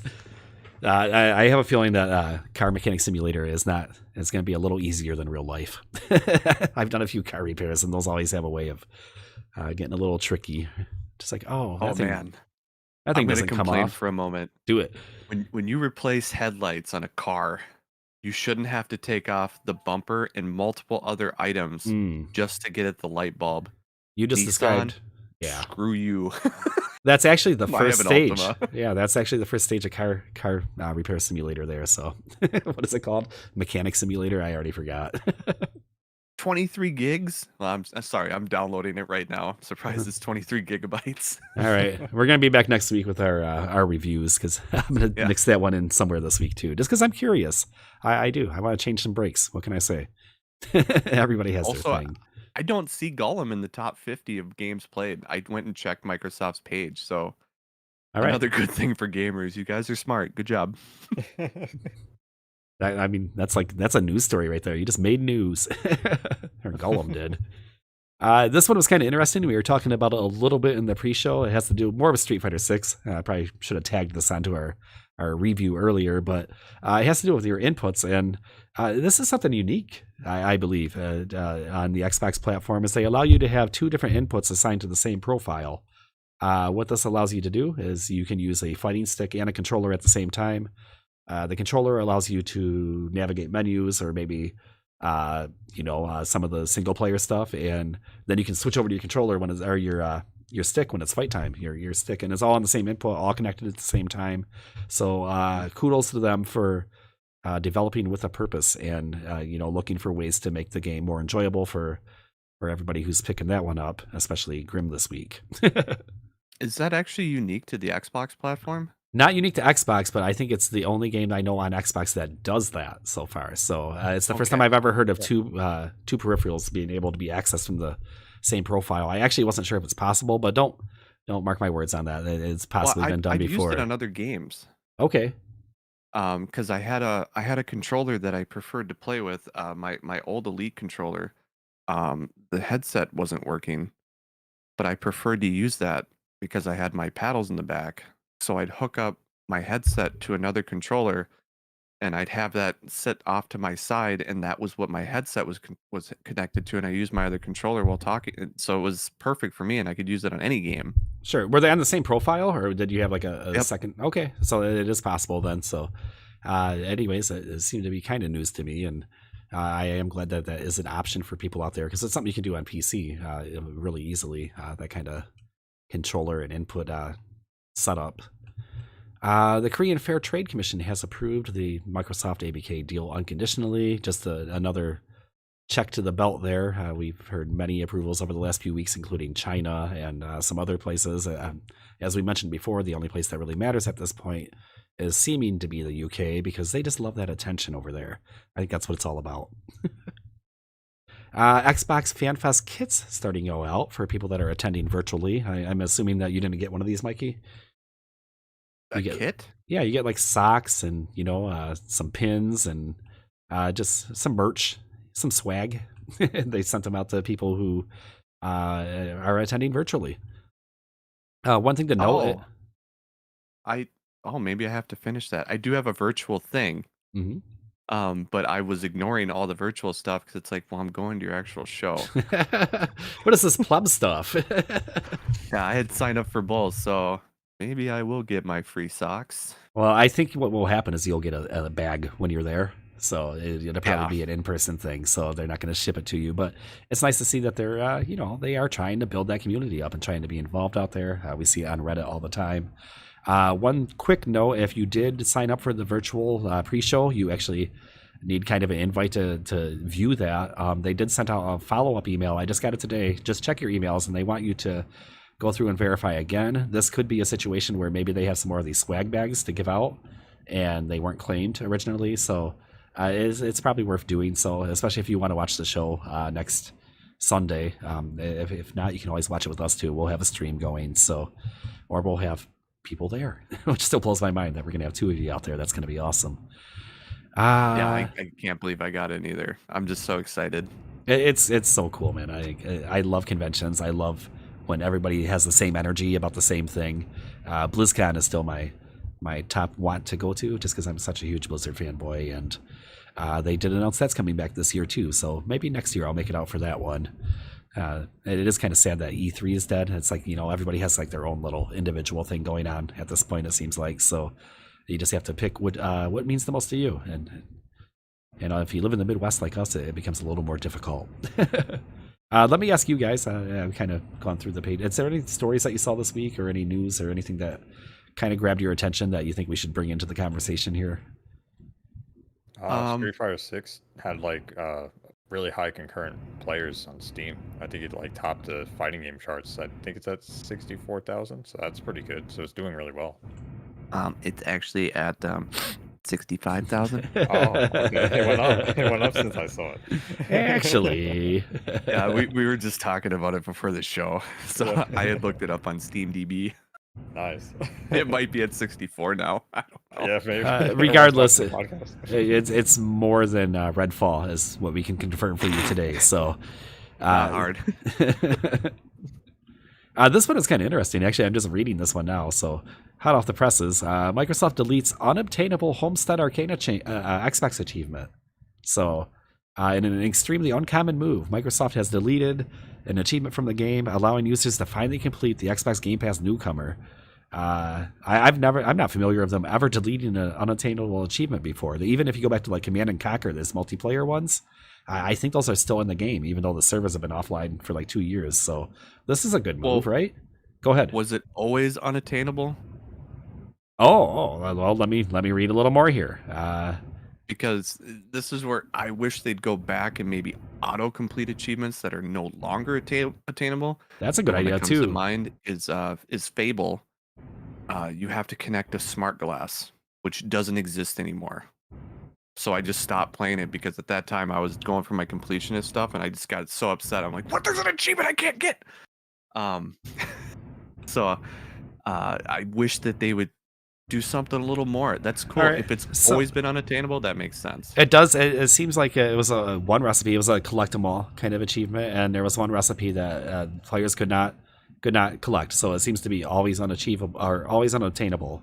The solution was the 100 gamer score that used to be valued at that achievement. They just reallocated it to other achievements. So you still get your full 1,000, but now the other ones instead of being 100 are probably 110 or 120 or whatever their system is. So they just kind of poofed it away. So as far as the Command and Conquer ones, I guess that is a little different because those were at one time obtainable. You would not want to take that away from somebody who achieved that. So you can't just ask them to delete it or wipe it away. So Yeah, one of the comes to mind is it was a Ghost Recon game on 360, not Future Soldier. It was before that. Probably the one I played. I want to say Advanced. I don't know. It's been so long. Advanced Warfighter. I think so. Yeah. I think that's Is that it. the one you had to be #1 in the world? Yeah. Oh, Yeah. And there was another one for a mech game that came out on 360 where you had to be like top 1. So not easy to do. I didn't get those. I wish Rainbow Six had one because I would have had that at the time. yeah. Well, I mean, if you do get it, that is definitely that's one that you would display on your profile if they still let you do that, which they So should. you don't want to delete it, but you also don't want to. Some of those you can't just auto give. But again, things like the smart glass one, I would love them to go through and help some people out with those because it's like such a simple thing. You just hook it up to your phone, but you can't get it. So it's good that they're doing some things though. Now just delete all the easy achievement games that I already abused. Some of them, not all of them. Yeah, There's I mean, thousands more still. we've heard that they've kind of, at least they've dipped a toe into getting to that part of the achievement atmosphere, if you will. They're starting to remove some of these easy ones, and we did get a game this week that had incredibly difficult achievements. It was a solitaire game, I believed, and one of them was like winning like 10,000 games in a row, like playing 100,000 games. Like they're all absurd. And my only question about this is there going to be some kind of masochist out there that goes through and tries to a thousand achievement point this game?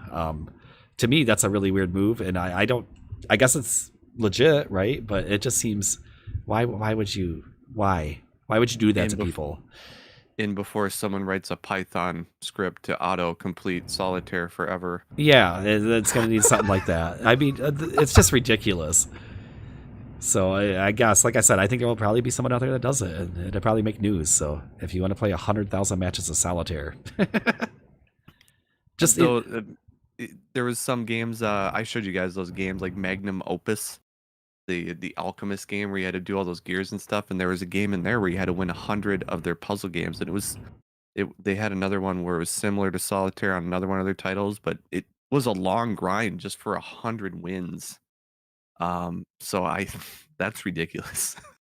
That's a lot. Yeah, the game is called Age of Solitaire: Build Civilization. It is out now. If you want to start your conquest, if we're still on in 10 years, you can come back and we'll have you on the show. So good luck on your voyage.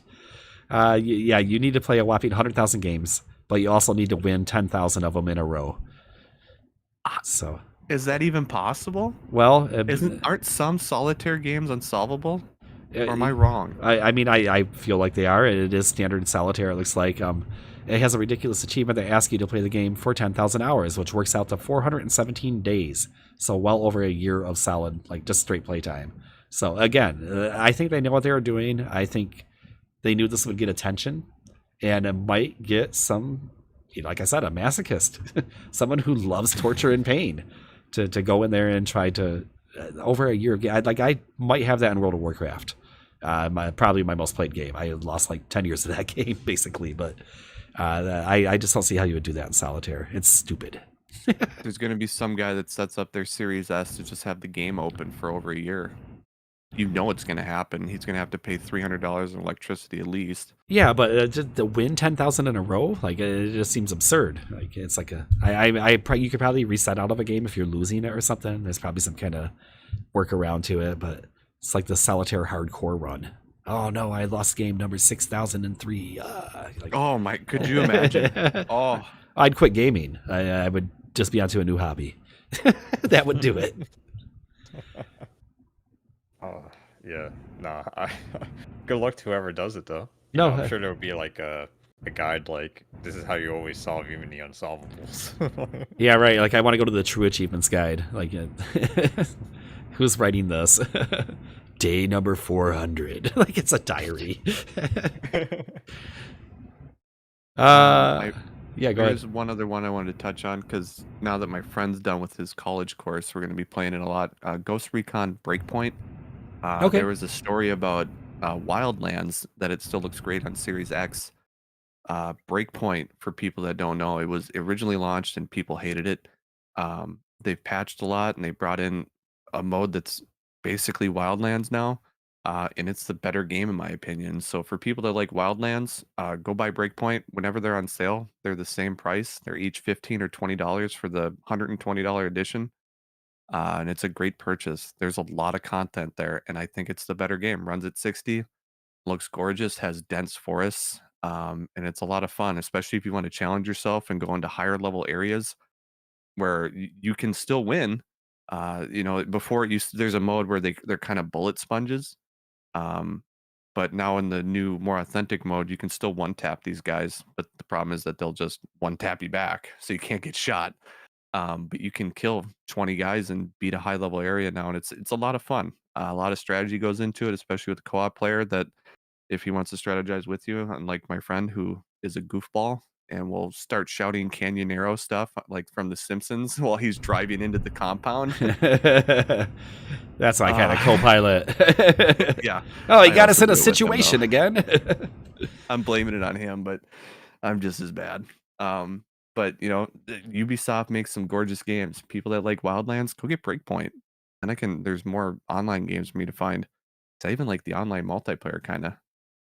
Yeah, I mean, I know we get people to eye roll when we get these posts, and oh boy, it's just a picture of a game and someone saying that they love it. But the conversation that these posts start, I think, are well worth allowing them. And sometimes they get nuked, sometimes they just get downvoted, and people are like, "Why are you showing us a picture of your the menu? It doesn't make any sense." But every now and then, somebody will bring up a game like this, maybe a game that's kind of overlooked, and all of a sudden the conversation starts below it. People say why they like the game. I think that's valuable as a user of the platform. I've definitely picked up on games from posts just like that. So sounds like it's definitely worth revisiting. One thing I wanted to touch on is we didn't really talk about Square Enix this week. There's a couple of stories involving them, and the first one I guess is probably good news for Xbox fans is there's a new Dragon Quest game coming out, Infinity Strash. The Adventures of Dai, if I'm saying that properly, I sure hope I am, slashes its way to PC and Xbox Series consoles on September 28th. So if you're a big Dragon Quest fan, I really am. Loved Builders in 11. We're going to get some more content from that series, at least. What we're not getting is Final Fantasy games. And I think the evidence here over the last few years is that there's some kind of deal, and we don't have any confirmation of this, but there's that mainline Final Fantasy games are not coming to Xbox. We're not getting the Pixel remasters. Those are main entries, which seems like it would be a ridiculously easy port. We're not getting 16, obviously, but we do get things like what was it? Crisis Core? What was it? Yeah, Chaos. Chaos. Yeah. It's that one. Well, that was Strangers of Paradise. There you go. Strangers of Paradise and Crisis Core Remastered. They both came to Xbox. They both came to Xbox. Those are not mainline entries, so that would kind of follow this formula. Dragon Quest seems to be, any Dragon Quest game seems to be a fair game for Xbox. So more and more as this goes on, the evidence is kind of pointing toward the deal that Sony might have with Square Enix is that we don't get the mainline Final Fantasy games over here, including 7 Remake. Anything with a number on it, is basically how it's been looking. That's what I've come to believe. Again, this is wild speculation, but I don't see how we can conclude anything else when you see games like this coming straight to Xbox, another Dragon Quest entry. So Another kind of funny aside to this is we got kind of some rumblings that Square Enix is disappointed in Final Fantasy 16 pre-order numbers. And guys, why is this kind of funny? Right? It's funny. Okay, well, I'm not even going to poke fun at the fact that it's exclusive to PlayStation. Everything disappoints them. Those are both true. Square Enix they've been disappointed since Tomb Raider. Every game you hear about, it's like, oh wow, Tomb Raider's great. Oh, Guardians of the Galaxy is great. Oh man, the new Hitman, even though once they finally dropped IO Interactive, Hitman got better. Everything disappoints these people. They are never happy. I don't know what kind of target they set. Did they think every game they have is the next GTA? I'm lost. I've never seen them come out and go, this game has done quite well for us. We are happy and content. Not in their vocabulary. It doesn't. Maybe we need to add NFTs. Oh no. They do seem very money driven. I kind of take heat for this stance. I wish that Sony would just integrate them into PlayStation at this point. I know that would probably be a loss of Dragon Quest and some of those other games we talked about to the Xbox side, but just as a fan of their games and their IP, I would like to see them less focused on that money, less focused on the NFTs, if you will, and the other stuff, because they really do seem to be very profit driven, and I think that comes at the cost of creativity sometimes. Kind of the same scenario with Blizzard. I kind of want to see them pulled away from the Activision part of that company, who is very famous for getting every nickel they can out of games, and maybe having a little bit more freedom to focus on the creativity. So in the end, though, I do think it's comical, and I just went for the easy low one that Mikey jumped right over. I'm just like, well, you made your game exclusive. Like, imagine how many more pre-orders you could have if, and I understand the Switch is probably not, maybe not a possibility for this game, but even bringing it to the console side, Xbox side, and therefore PC as well at the same time, which is, something that remains to be seen. Do we buy the excuse that they think that because PlayStation developing solely for one console is the only place they could achieve the fidelity that they are aiming for in this game? I do on some level. I do. I think it's obviously easier to develop for just one platform, but to use that as your reasoning, your supposedly stated reasoning for going that route, I don't buy it. We all know it's money. We know what happened. Yeah, I think what it hurt too. I'm sure it hurt their pre-order numbers to some degree, where it's like the PC port was like the worst kept secret. I remember like when they first like showed it off, it was like, oh wait, there's a PC port. When's that happening? So it's like it's like a timed exclusive. At least with like PlayStation's other exclusives, they might come to PC, but you're not sure when. So people would just go buy the PlayStation version. Like Ratchet and Clank is now coming to Steam, so it's like, who saw that coming? But with this, it's like, oh, it's definitely coming to PC. Maybe 6 months, maybe a year, whatever. I can wait. And you just lost anybody who has a PC and a PS5. And then like you're saying, Xbox is completely off the table. So it's like that would have been also a market that probably would have pre-ordered it if they were able to. Really good point, and we've said this a few times before up here. I have my PlayStation just for Final Fantasy games, almost exclusively. Like, that's the real deal, and I'm not pre-ordering. It's not because I don't want the game. It's because I'm playing Diablo, and and Starfield is around the corner, and all these other games. I told you how I just got into Yakuza. Well, Yakuza's free. I'm really enjoying that, and to such an extent where I think it's definitely going to rival Final Fantasy 16, and I can wait. I can simmer a little bit. So no, you're not getting my pre-order money on this one. I'm gonna be a little bit of a patient gamer. And speaking of PC, I would be shocked if we did not see another exclusivity window with Epic Game Store like they did with Final Fantasy VII Remake, because they love money, as Mikey said, as this whole story started. So I think we beautifully recapped what's going on with Square Enix. A little pat on our backs there, because also they did it with Strangers of Paradise too. They didn't do a Crisis Core, but Strangers of Paradise was on Epic and then it came to Steam. So is that right? Yeah, So I mean, well, they do seem to, once they get those relationships going, they seem to keep going back to the well, so to speak. I will say, exclusive games on Epic, it's probably helping Epic growing. It's got to be killing games though. I don't see anybody on PC talking about Dead Island 2, Epic Games exclusive. Like none of my friends were talking about it. None of them were even interested. They didn't even know it had come out. And I think the worst part about Final Fantasy, I just discovered I thought it was coming out same day on PC. It's not. It's at least a 6-month time exclusive to only PlayStation. Um, I thought it was also coming out on PC, and maybe the problem was that it was exclusive to Epic because I remembered the Final Fantasy VII. It's going to come out on PC 6 months later to a year later, and it's probably also going to be exclusive to Epic, and they're still going to be disappointed in their own decision making. God, wow, color me surprised. Yeah, no, and we still get those people that they come out and they're like, well, they're not developing for Xbox because the player base is just so much smaller. And I'm just like, yeah, but then we go over to the PC side of things, and they're putting that in Epic Game Store as opposed to Steam.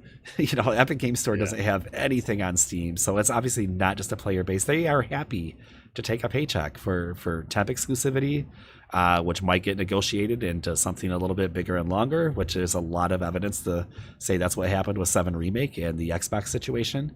They went back and they're like, hey, you got any more money? And again, this is total speculation, but definite possibility that Sony had some more money for them. And they're like, okay.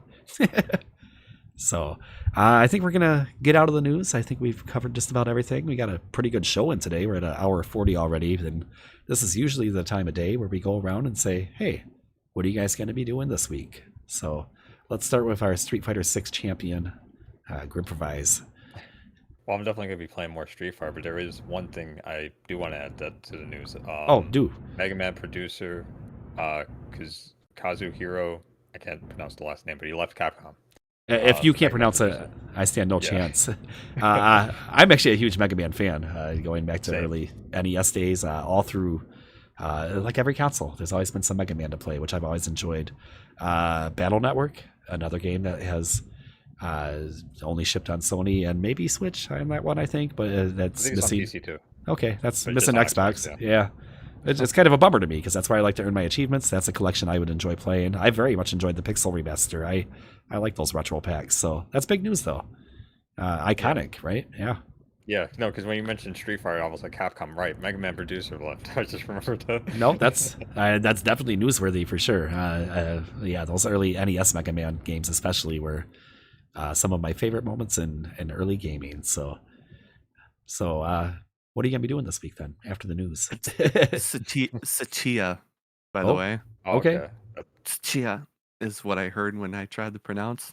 Yeah, it's. I'm really... just googling it, man, because I looked at it too and I went, "Oh, never mind." Yeah, I was like, I was trying with the first name, and then I saw the last name, like, No, and it's not because we're making fun of it. I just want to say that it's just nobody wants to mess it up. Yeah. My approach is mess it up and then apologize. I'm just like, I'm so sorry. I know I just murdered your name. I'm so on top of that kind of stuff because my last name is Hoagland, spelled Hoglund, and people always call me Hogland, which makes sense. But I always tell people, I give it back to them a little bit. I'm like, look, do you think somebody would like to be called Hogland, or do you think it's maybe pronounced a little different? Yeah, no, and it's a matter of respect, is what I'm saying. Yeah. So when I look at that name, I go, it's probably not pronounced Tasachia.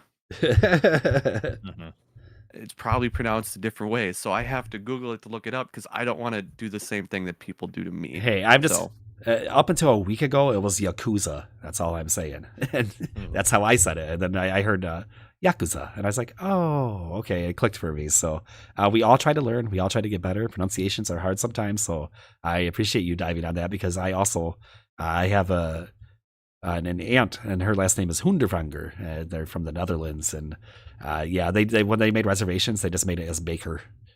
Because they owned a bakery, and they're like, nope, we're not even going to mess with it. We don't want to go there and be like, Huandervanger. It's just names are a difficult thing sometimes, especially when you get into different cultures and things you're not always familiar with. So, no, this is not pre-recorded, Cena. We see you down there. Sorry, I just checked out the chat there. We were just talking about Final Fantasy 16, and we are getting ready to wrap up here, but we were glad you're able to stop by today. We record every Saturday, except for next week. We'll be doing the big Xbox show. So thanks for joining us today. Yes, what are we playing? I'm back to it. I don't think we got your answer, Ivan. We got We got extra news. Basically Street Fighter. Yeah, basically Street Fighter 6. And Diablo 4 because I do have it. I'm a little sad to see that Necromancer's last place. That's unfortunate. I'm hoping No, that's wait. just like yeah. Last place what? Last place for the hardcore race. Out of the top players, it was the least played. And Interesting. probably it doesn't mean it's a bad class. I'm actually surprised Druid's higher. Barbarian was up there because it has more survivability, but Necromancer is basically a pet class as a sorcerer, so you're not very survivable, and I don't think it has a teleport, whereas Sorcerer does, which gets you. He was talking about getting unbound and stuff from abilities and whatnot, and Sorcerer has a teleport, which gets you out of those near-death experiences, and same with Rogue, so that's why they're so high. Doesn't mean they're bad classes. They're better speed running, basically. They have great mobility, and if you're trying to race to, what is it, the 1,000 hardcore players, and what was it? They get their name on a trophy or something like that, the Lilith statue. So I haven't kept up on that, but that's interesting. I was going to ask, does that mean that Necromancer wasn't being played that much? Because from early signs is that it was a very popular class during beta.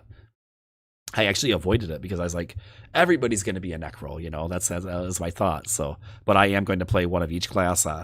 Looking over to my side here, I already have like 4 level 12 characters. So that's going to be how I sloth through the game, apparently. I will say I called their nerf on Necro being too much, though. I remember after the beta, they said they nerfed the health of the minions. And I'm like, well, it just means they're going to die immediately to bosses. Because mine sure as heck were. And then they rebuffed the health of the minions because they were dying too quickly. It's like, and Diablo 3, like with the Witch Doctor and stuff, like your minions were like practically indestructible. Like, you could get them all geared up. They would just tank bosses like no problem. So that's a tough balance for them. My favorite was the Golem and just have him suicide bomb. Just jump onto people, create all those corpses, and then just spam corpse explosion. But that used mana. But nowadays, oh man, now I have to try Necro. My friend said he is having fun. Sorry, what other games are you gonna play, Grim? Yeah, no, like I said, Diablo's dangerous. Yeah. No, believe it or not, I'm thinking about trying Gotham Knights. I had a friend who was like in the same headspace as me, where it's like we like Batman, but like the game was terribly panned. But it's like, who cares if it's whatever, as long as the story's okay. So I might play that as well. Oh no, that's. Are you playing it on Xbox? No, on PlayStation. Oh, you suck. Yeah. Why is it good on Xbox? Like, no, I wanted to buy. The reason I have Breakpoint is I told my buddy Gotham Knights and that were on sale. And I'm like, which one do you want to get in co-op? And then he hasn't been able to play till now. But I wanted to do Gotham Knights with someone too, but you're on PlayStation, so we can't. Well, I mean, if it's still on sale on Xbox, I have like a credit, so I'm might as well use it. Yeah, I don't think Ivan's above double dipping. Like double dip. Times technically, I put it on Steam too. We need universal licenses. We're at that point where you should get like $100. You get it everywhere. I guess we're not there yet, but.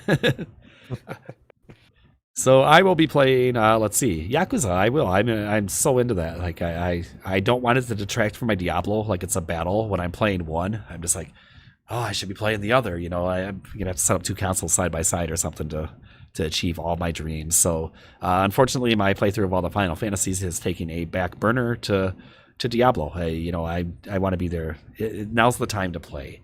Now's the time to experience it with everyone. Those first few weeks of a game are always magical. So I will be out there with you guys. We will definitely do some co-op. We'll get Ivan's Necro up there. Even if we start new characters, whatever we have to do, there's always a reason to play and dive in. So I'm excited for that. And Street Fighter, I will not be playing, but I will be looking for more reactions. So maybe we can, after you get another week with it, that's when you really start to get in. Maybe start playing a single player. You can come back and share that with us next Sunday, which we'll share plans about next Sunday throughout the week on the communities, and we'll get in touch with you about what we'll be doing for that show where Mikey will be attending. What will you be doing this week before then? Or Daisy and Diablo. Daisy, Diablo. Yeah, I way into Daisy.